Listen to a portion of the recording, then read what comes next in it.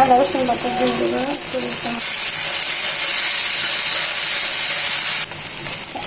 Tomato দিয়ে দিলাম, একটা টমেটো দিয়ে দিলাম। এটা গলে যাওয়া পর্যন্ত আমি ঢাকনা দিয়ে ঢেকে রাখবো।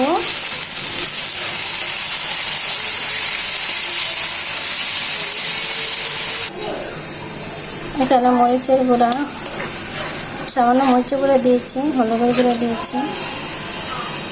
দেখেন গাইস, আমার তরকারিটা কষে গেছে। এখন আমি মাছটা দিয়ে দিই, মাছটা দিয়ে দিয়েছি।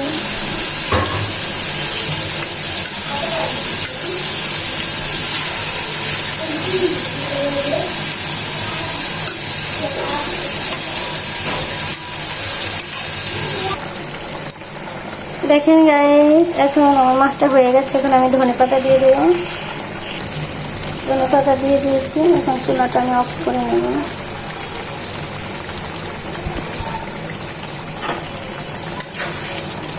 এদিকে আমি ভাত বসিয়ে দিয়েছি।